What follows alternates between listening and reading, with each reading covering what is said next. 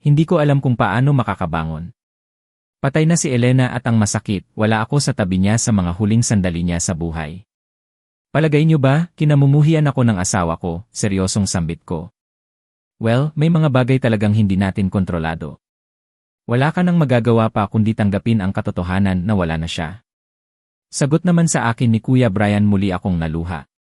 Walang sabi-sabing tinungga ko ang laman ng baso na may alak at pagkatapos noon, mabilis kong tumayo at walang pasabi na naglakad palabas ng bar.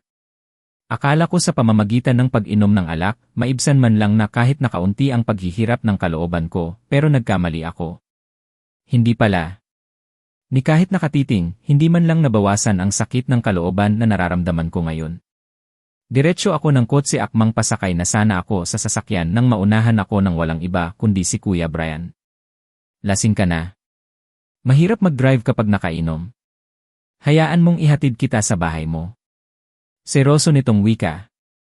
Wala na akong nagawa pa kundi hayaan ito sa nais nito. Tama si Kuya Girian, nakainom ako sa ayaw ko din naman mapahamak sa kalsada. Ayaw ko nang dagdagan ang pasanin ng mga magulang ko. Masado ng malaki ang suliranin na naibigay ko sa mga magulang at kapatid ko. Lumalabas na kasi ngayon na ako na yata ang pinakawalang kwentang tao sa balat ng lupa. Pagdating ng bahay, walang sabi-sabing basta na lang akong bumaba ng kotse. Ni hindi na nga ako nakapagpasalamat kay Kuya at basta na lang akong bumaba ng kotse at pumasok sa loob. Gusto kong mapag-isa. Gusto kong maramdaman ang presensya ni Elena sa silid namin. Sana totoo ang multo. Kung totoo man ang mga kaluluwa, sana magpakita sa akin si Elena kahit saglit lang. Pagkapasok ko sa loob ng kwarto naming dalawa ni Elena, wala sa sariling napatitig ako sa kama. Ang kama kung saan naging pangkaraniwang tanawin ko na lang noon ang may sakit at nakahigang si Elena. I am sorry, mahal. I am sorry, mahina kong sambit. Padapa akong nahiga sa kama at isinubsob ko ang mukha ko sa malambot na unan. Gusto kong maamoy ang kahit amoy man lang ni Elena pero bigo ako. Wala na. Pati yata ang bakas nito ay tuluyan ng naglaho. Gusto kong umiyak ng umiyak. Gusto kong sumigaw. Pero paano nga ba? Magsisisi man ako ng sobra, hindi na maibabalik ang mga nangyari na. Tahimik akong tumangis. Ni hindi ko nga alam kung paano ako nakatulog eh. Basta sa muling pagmulat ng aking mga mata, ang maliwanag na kwarto ang sumalubong sa aking paningin. Hungkag sa pakiramdam, puno ng lungkot ang puso na mabilis akong bumangon. Pumasok ng banyo para umihilang at muling lumabas ng banyo at diretsyo sa labas ng kwarto at nagpa siyang kumuha ng alak sa wine bar na matatagpuan sa mismong ibabang bahagi ng bahay. Yes, alak na naman. Kahit papano, kapag may alak, makakatulong iyon para makatulog ako. At least kahit saglit lang, makalimutan ko man lang ang sakit dulot ng pangungulila sa pagkawala ni Elena. Nanatili ako sa ganitong gawain sa paglipas ng araw. Bihira lang akong kumain ng tunay na pagkain dahil puro alak ang inaatupag ko. Hanggang sa hindi na nakayanan ng katawan ko ang alak. Bigla na lang akong nagkolapse at nang muli akong nagising, nasa loob na ako ng hospital. Ang nag-aalalang mukha ni Mommy ang kaagad na sumalubong sa akin. DJ, ano ang gusto mo? Gusto mo bang patayin ang sarili mo? Nababaliw ka na ba, galit nitong turan sa akin? Hindi naman ako nakaimik. Wala akong balak na magpakamatay, pero kung iyon lang ang paraan para muli kong makita si Elena, dali not. Kumusta po si Gianna, Mom? Mahina ang boses na tanong ko dito. Nasa biya siya. Doon muna siya pansamantalang titira sa Ate Brianna at Kuya Jailard mo. Seryoso nitong wika. Hindi naman ako nakamik. Ang layo ng anak ko. Siguro, galit na galit talaga ito sa akin, kaya nagawa ako nitong talikuran. Pakisabi po kina ate na huwag po nilang pabayaan si Gianna. Mahal na mahal ko po ang anak ko, Mom. Mahina ang boses na wika ko. Naman. Saka, huwag kang mag-aalala, mukhang okay naman si Gianna doon. Mababait ang mga anak ng Ate Brianna mo at kasundo ng anak mong si Brianna. Seryoso nitong sagot sa akin. Hindi naman ako nakaimik. DJ, nakausap ko kanina ang doktor mo. Mahigpit na ipinababawal ang pag-inom ng alak dahil kaunting-kaunti na lang talaga at bibigay na ang liver mo. Isa pa, kailangan mong bumaling lalo na at kailangan ka ng kumpanya. Seryoso nitong muling wika. Halos 1 buwan na pala akong hindi pumapasok sa kumpanya. Nakalimutan ko bigla ang mga obligasyon ko sa negosyo ng pamilya dahil sa sunod-sunod na nangyaring dagok sa buhay ko. Mom, pakisabi po kay Dad na pasensya na po. Huwag po kayong mag-aalala, babawi po ako. Mahina kong sambit. Nanatili ako ng ilang araw sa hospital at pagkalabas ko, muli akong bumalik sa pagpasok sa opisina. Gustuhin ko mang manahimik na muna para ipagluksa ang pagkawala ni Elena pero kailangan ko din kumilos. Kapag hindi ko kasi magampanan ang tungkulin ko sa opisina, si Daddy ang pumapalit sa akin which is masyadong malaking hassle na lalo na sa panig nito. Isa pa, ayaw kong masabihan na walang kwentang anak. Sa aming magkakapatid, ako na lang din kasi ang nakasandal sa negosyo ng pamilya namin. Ang mga kapatid ko ay may sari-sarili ng negosyo at sari-sariling ng pinakakakitaan maliban sa kumapanya ng pamilya namin. Bago ako pumasok ng opisina, dumaan muna ako sa kolumbarium kung saan nakalagak ang abo ni Elena. Sa mga nakalipas na mga linggo ito naman din ang palagi kong routine. Halos araw-araw akong dumadaan sa malungkot na lugar na ito. Kinakausap ang larawan ni Elena at paulit-ulit na humihingi ng tawad. Sir DJ, good morning. Sa pagpasok ko ng opisina pagkatapos ng isang buwan na pagpanaw ni Elena ang nakangiting mukha ni Jolene ang kaagad na sumalubong sa akin. Seryoso ko itong tinitigan bago ko sininyasan na ilapag na nito sa table ang mga papeles na dala nito. Mamaya ko na yun re-reviewin dahil sa ngayon, kailangan ko munang tawagan ang EC para magpahanap ng bagong personal secretary. Yes, iyon ang balak ko. Gusto ko nang talikuran ang lahat ng mga mali na nagawa ko sa buhay ko. Hindi na siguro kakayanin ng konsensyan ko kung patuloy akong makipagrelasyon dito kay Jolene. Sir DJ salamat naman at pumasok ka na. Nabalitaan ko po ang nangyari kay Enria Elena at nakikiramay po ako. Narinig kong muling wika ni Jolene. Tinitigan ko ito. Sa kabila ng pananakit ko dito sa Japan, nagawa pa rin itong magpakita sa akin. Ini-expect ko na kusa itong magre-resign pero hindi ginawa. Out. Marami akong dapat gawin na yun kaya lumabas ka na. And, ayaw kong tumanggap ng kahit na sinong bumisita ngayong araw. Seryosong sagot ko dito. Napansin kong pilit itong ngumiti sa akin. Tumango at alanganing naglakad palabas ng aking opisina. Wala sa sariling napaupo ako sa aking swivel chair. Mula sa aking coat, inilabas ko ang aking sigarilyo at sinindihan iyon. Hindi lang ang pagiging lasinggero ang natutunan ko simula noong nawala si Elena. Natuto na din akong uminom ng alak at which is alam kong hindi maganda sa aking kalusugan. Pero wala Wala akong magagawa. Gusto kong makalimot kahit saglit lang at sana dumating na yung time na maibsan ng kahit na kunti ang sakit. Bago ko inatupag ang mga trabaho na dapat kong gawin, tinawagan ko muna ng EC para sa magpahanap ng bagong sekretary. Sila na din ang pinakilos ko para sisantihin si Jolene bilang sekretary ko. Marami na akong nagawang pagkakamali at kahit nawala na si Elena, gusto kong ituwid lahat ng pagkakamali na nagawa ko sa pagsasama namin. Pagkatapos kong kausapin ang department, muli ko nang itinuon ang buo kong atensyon sa trabaho. Kahit papaano, malaking tulong iyon sa akin dahil kahit saglit lang, nawaglit sa isipan ko ang kasalukuyan kong suliranin. Abala ako sa kaka-review sa mga papeles na dapat kong pirmahan nang walang sabi-sabing bigla na lang bumukas ang pintuan ng aking opisina. Pumasok si Jolene na noon ay kitang-kita ko sa mga mata ang luha. DJ, ano ang ibig sabihin nito? Bakit? Tinatangal mo ako sa trabaho, seryosong tanong nito sa akin. Matiim ko itong tinitigan at muling nagsindi ng isa pang stick ng sigarilyo. Don't worry, hindi ka madedehado sa pagkakatangal mo. Lahat ng benepisyo ay sisiguraduhin kong matatanggap mo. Seryosong sagot ko sa kanya. Narinig ko naman na impit itong napaiyak. Hindi. DJ, ano ba? Kung saan patay na ang asawa mo, saka mo naman ito gagawin sa akin. Bakit, hindi pa ba ako sapat? Nagsasawa ka na ba sa akin? Seryosong tanong nito. Hindi ko naman mapigilan ang maikuyom ang kamao ko. Lahat ng ayaw ko ay iyong binabangit ng isang outsider. Sa pamilya namin ang tungkol kay Elena. Wala nang dahilan pa para manatili ka sa kumpanya. You're fired at wala ka nang magagawa pa kundi ang lisanin ang kumpanya na ito at huwag nang magpakita sa akin kahit na ano ang mangyari. Seryosong sagot ko dito. Lalo naman itong napahagulhol ng iyak. Umiling-iling at mabilis na naglakad palapit sa akin. Hindi. Hindi pwede. Hindi maaari. Hindi ko kaya lalo na ngayong dinadala ko na ang magiging anak natin. Umiiyak nitong wika na labis kong ikinagilat. Ano? Anong sabi mo? Galit kong tanong dito. Yes, DJ. Buntis ako. Buntis ako. Pak? Paano?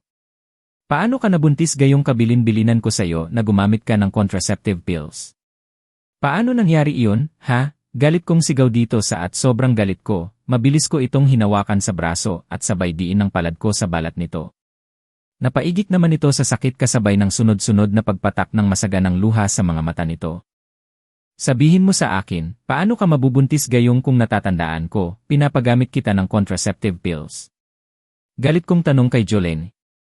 Akmang hahawakan sana ako nito kaya lang, mabilis kong natabig ang kamay nito. Patuloy din ito sa pag-iyak na lalong nagpasidhi sa inis na nararamdaman ko dito. Stop crying. Akala mo ba, madadala mo ako sa paiyak-iyak mong iyan? No. Now tell me, niluluko mo ba ako? Seryoso pero mataas ang tono ng boses na tanong ko dito. Mahigit 1 buwan din kaming hindi nagkikita ng babaeng ito, at balak ko na talaga itong hiwalayan kaya lang, paano ko magagawa iyon gayong bigla na lang nitong sasabihin sa akin ngayon na nagdadalang tao ito? Shit! Kung alam ko lang na ito ang magiging kahihinatnan ng pangangaliwa ko, mula umpisa pa lang, iniwasan ko na sana ang makagawa ng kasalanan. DJ, I am sorry. Umiinom naman ako ng pills kaya lang may mga time na nakakalimutan ko iyon kaya siguro may nabuo. Umiiyak na sambit nito. Hindi naman ako makapaniwala sa narinig. Lalo ding nagginit-ngit sa galit ang puso ko. Shit, napaka-imposible ng babaeng ito. Wala akong balak na seryosohin ito sa kahit na anong paraan tapos malalaman ko na lang ngayon na nagdadalang tao na ito. Shit! Hindi pwede. Kung noon, nangangarap akong magkaroon ng isa pang anak ngayon hindi na. Lalo na ngayong daladala ko pa rin sa puso ko ang sakit dulot ng pagkawala ni Elena. DJ, magkakaanak na tayo at wala na si Ilria Elena. Siguro naman wala nang dahilan para mag-aalala ka eh. Hindi ba't ito naman ang gusto mo noon? Hindi ba't? Shut up! Shut up, galit kong sigaw dito. Nagginit-ngit ang kalooban at matalim na tinitigan ko ito bago ko muling nagsalita. Hindi ko gustong magkaanak sa'yo kaya naman ipalaglag mo yan. Seryosong bigkas ko at hindi nakaligtas sa paningin ko ang pagkagulat na kaagad na rumihistro sa mga mata nito. No. Hindi. Hindi ako papayag. DJ, ano ba ang nangyayari sa'yo? Dugo at laman mo ang nasa sinapupunan ko tapos maaatim mong sabihin sa akin na ipalaglag ito. Ano ba? Ano ba, DJ? Umiiyak nitong tanong sa akin. Hindi ko naman mapigilan ang mapaismid. Kini-question mo ako sa nais ko, Jolene. Sa pagkakataon na ito ako nagmagdedesisyon at wala kang magagawa. Wala akong balak na magkaanak kahit na kanino maliban lang sa asawa kong si Elena. Galit kong wika dito. Kay Elena lang si Elena lang ang karapat na maging ina ng anak ko pero wala na ito. Tuluyan na akong iniwan ito at feeling ko, habang dumadaan ang mga araw, mas lalo akong nasasaktan. Mas lalong nahihirapan ang kalooban ko. Patay na siya, DJ. Patay na si Elena kaya kalimutan mo na siya. Shut up. Ayaw na kitang makausap. Umalis ka na, galit kong sigaw dito. Pagkatapos noon, muli akong naupo sa harap ng swivel chair, at nang mapansin kong hindi pa rin umaalis si Jolene, muli ko itong tinitigan sabay pukpok ko ng malakas sa table at halos pasigaw akong nagsalita. Aalis ka ba dito or aalis ka? Jolene. DJ, huwag mo naman itong gawin sa akin oh. May batang. Alis! Alis, galit kong muling sigaw. Napansin kong saglit itong natutulala bago laglag ang balikat na naglakad palabas ng aking opisina. Naiwan naman akong hindi mapigilan ang mapahilot sa aking sentido. Feeling ko, patong-patong ang problema ko ngayon. Hindi pa nga ako nakaka-move on sa nangyari sa asawa kong si Elena, tapos heto na naman. Shit! Kung ito man ang sinasabi nilang karma na nangyayari sa akin ngayon, sobrang hirap. Sobrang bigat ng kalooban. Sa nalaman kong nagdadalang tao si Jolene, hindi ko natuloy nagawang mag-focus sa trabaho. Nakailang beses na din akong nakapagsindi ng sigarilyo which si feeling ko, naging changed smoker na yata ako eh. Hindi naman ako dating ganito at feeling ko habang tumatagal, nalululong na yata ako sa alak at sigarilyo. Marahas akong napabuntong hininga. Since, hindi ko na talaga kayang magtrabaho, kaya naman nagpa siya na akong lisanin ang opisina. Mabuti na lang talaga at nakaalis na din yata si Jolene dahil nang dumaan ako sa table nito, wala na ito. Ayaw ko na din talagang makita ang babaeng iyon. Siguro sa mga susunod na araw, personal kong asikasuhin ang pagpapa-abort sa batang nasa sinapupunan nito. Ngayong patay na si Elena, tanging si Gianna na lang ang kikilanin kong anak. Wala na din akong balak pang tumingin sa ibang babae. Pagkagaling ko ng opisina, dumiretso ako ng bahay kung saan balak kong magpakalango ulit sa alak para lang makatulog. Ganito lagi ang routine ko at kung sakaling mamatay man ako ng mas maaga sa gawin kong ito, mas mabuti. Para muli kaming magkasama ni Elena. Dahil nakainom na naman ako ng alak, kahit papaano, nakatulog naman ako. Muli akong nagising sa malakas na pagbubunganga ni Mommy kaya naman pupungas-pungas akong bumangon. DJ, ano na naman ba ang ginagawa mo sa sarili mo? Hindi mo ba talaga kayang sundin ang sinabi ng doktor mo na bawal ka na munang uminom ng alak? Saka, anong klaseng kwarto ito? Naghahalo ang amoy alak at sigarilyo sa buong paligid. Halos nag-hysterical na wika ni Mommy. Lulugo-lugo akong bumangon ng kama at napahilamos sa sarili kong mukha. Heto na naman kami. Galit na naman ang pinakamamahal kong ina. Momo, come on. Kaunti lang po ang ininom ko. Pampatulog lang, sagot ko din naman kaagad dito. Pampatulog? Kailan pa naging pampatulog ang alak? DJ, hindi lahat ng problema ay nadadaan sa pag-inom ng alak kaya pwede ba? Tigilan mo na ito. Tumigil ka na sa kakaabuso mo sa sarili mo. Seryosong muling wika ni Mommy. I missed her. Miss na miss ko na si Elena at ito lang ang tangi kong paraan para makalimot kahit saglit lang pabayaan niyo po muna ko, Mom. Kung wala kasing alak, baka po kasi tuluyan na akong mabaliw eh. Seryosong sagot ko naman. Nababaliw ka na nga. Sinasabi mo palaging si Elena ang dahilan kaya ka nagkakaganyan pero ano itong nabalitaan namin na nabuntis mo ang sekretary mo, DJ, sabat naman ni Daddy na noon ay kanina pa nakamasid sa aming dalawa ni Mommy. Hindi naman ako makapaniwala sa narinig. Paanong nalaman ni Daddy ang tungkol dito? Akala mo ba hindi namin malalaman lahat ng mga kalokohan na ginagawa mo? Buntis si Jolene at sinabi mo sa kanya na ipalaglag ang bata. Ganyan na ba kaitim ang budhi mo, muling wika ni Daddy Dominic. Sa pagkakataon na ito, kitang-kita ko na ang pigil nitong galit. Dad, Jolene is just a fling. Gawain yun ng isang normal na lalaki and I think, pinagdaanan nyo din po siguro iyon. Ang kaibihan lang nating dalawa, magaling po kayong magtago kaya hindi ko na natuloy pa ang sasabihin ko dahil bigla na lang dumapo ang kamao ni Daddy. Dumini sa pangako. Abat gago ka ah. Pati ako gusto mo pang idamay dyan sa katarantaduhan mo, galit nitong bigkas. Para sabihin ko sa'yo, malinis ang konsensya, at hindi ko ginawa iyang mga pinanggagawan mo ngayon, galit na sigaw ni Daddy sa akin. Hindi naman ako nakaimik. Masakit na tinamaan ako ng kamao ni Daddy, pero mas masakit sa pandinig ko ang sinasabi nito sa akin ngayon. DJ, hindi pa rin magandang rason na utusan mo si Jolene na ipalaglag ang bata. Anak mo ang batang iyon. Hindi porket tapos ka nang mag-enjoy sa kanya, basta mo nalang talikuran ang obligasyon mo sa babaeng iyon. Hindi ko alam kung saan ako nagkamali sa pagpapalaki sa'yo, pero feeling ko, sumusobra ka na eh. Seryosong bigkas ni Mommy. Sa pagkakataon na ito, ramdam ko na ang matinding pagkadismaya sa boses nito. Hindi naman ako nakaimik. Simula bukas, pinagbabawalan na kitang pumasok ng opisina. Hindi ko kayang ipagkatiwala ang pagpatakbo ng kumpanya sa kagaya mong kakaiba na ang takbo ng isipan. Seryosong bigkas ni Daddy. Gulat naman akong napatitig dito. Sa loob ng halos 8 taon, ako ang tumatayong Chief Executive Officer ng De La Fuente Grupo of Companies tapos ngayon gusto akong tangalin ni Daddy. Saan ako pupulutin ito kung nagkataon? But Dad, hindi pwede. Hindi maaari, seryosong sagot ko. Kaagad namang umiling si Daddy. Noong namatay si Elena, naiintindihan ko ang dahilan kung bakit hindi ka nakakapasok maraming mga trabahong nakabinbin at maraming mga transactions na nadelay. Sa palagay mo ba, kaya ko pang ipagkatiwala sa iyo ang kumpanya? No. Hindi na DJ kaya naman, simula bukas, ako ulit ang hahawak sa kumpanya. Gawin mo ang mga dapat mong gawin. Ayusin mo muna ang magulo mong buhay, seryosong sagot naman nito. Hindi ko naman mapigilan ang makaramdam ng inis. Dad. No. Huwag niyo po itong gawin sa akin. Please hindi Mari.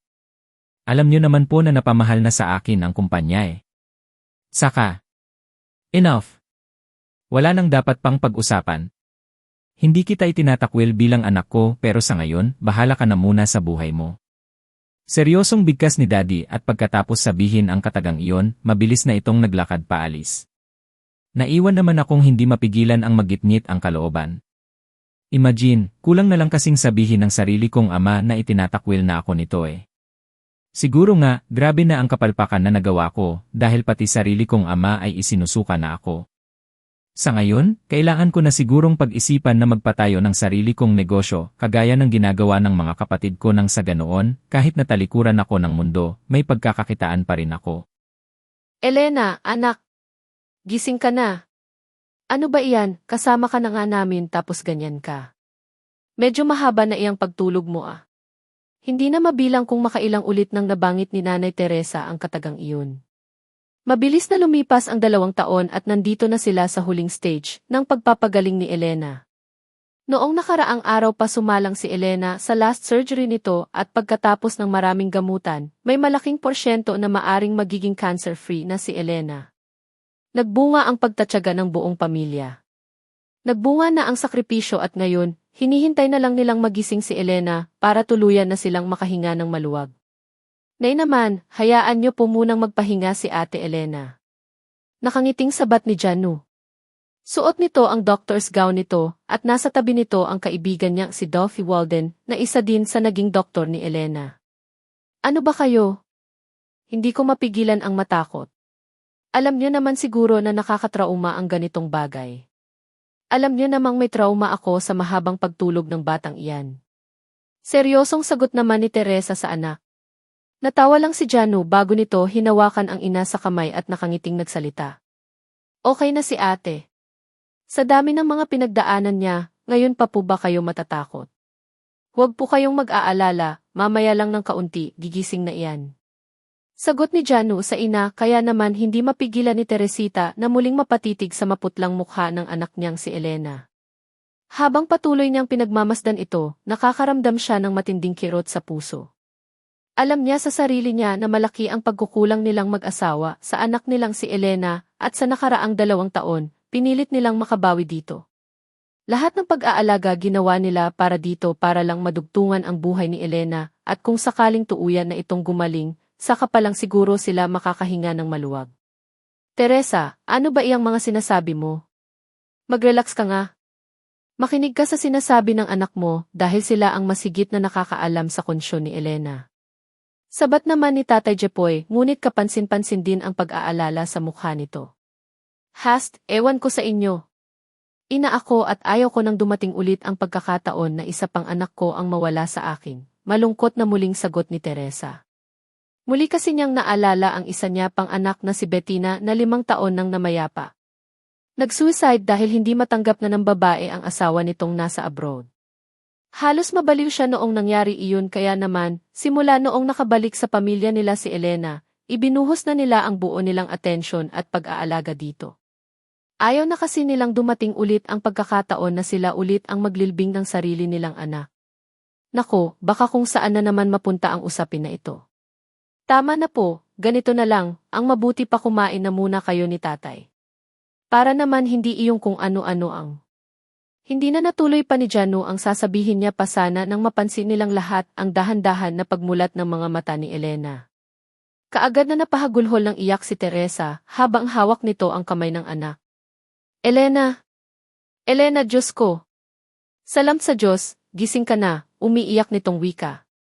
Hindi naman mapigilan ni Elena ang maluha. Masarap sa pakiramdam na sa muling pagmulat ng kanyang mga mata, ang nakangising mukha ng nanay at tatay pati na din ng kapatid niyang si Janu ang una niyang nasilayan.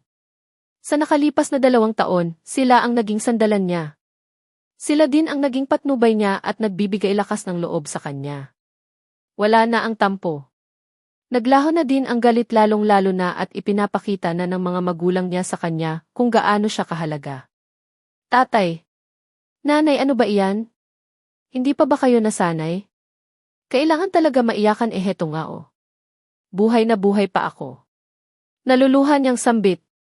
Hindi naman na mapigilan ni Nanay Teresa ang sarili at napaghagulhol na ito ng iyak.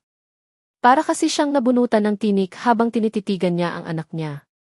Proud siya dito lalo na at alam niya sa sarili niya kung gaano ka-fighter si Elena. Congratulations, Elena! Isang pagsubok na naman ang nalagpasan mo. Nakangiting sabat naman ni Dr. Allen Walden. Isang matamis na ngiti ang gumuhit sa labi ni Elena bago siya sumagot. Salamat, Dulcie, nakangiting sagot naman ni Elena dito. Don't mention it. Remember, may pangako ka sa akin na kapag tuluyan ka ng gumaling, iti-treat mo ako. I'm waiting for it kaya naman magpalakas ka. Nakangiting sagot ni Dulcie Allen kay Elena. Hindi naman mapigilan ni Elena ang mapangiti. Siguro, kung sa utang na loob ang pag-uusapan, sobrang laki na talaga ng utang na loob niya dito kay Dr. Allen. Sa nakalipas na 2 taon, hindi kasi talaga siya nito iniiwan Pati nga ang pagpapagamot niya dito sa bansang Germany ay ito din ang nag-sponsor, kaya sobrang nagpapasalamat siya dito. Kahit na ano ang mangyari, hinding-hindi niya makakalimutan ang kabutihang loob na ipinapakita sa kanya ni Dr. Allen Walden.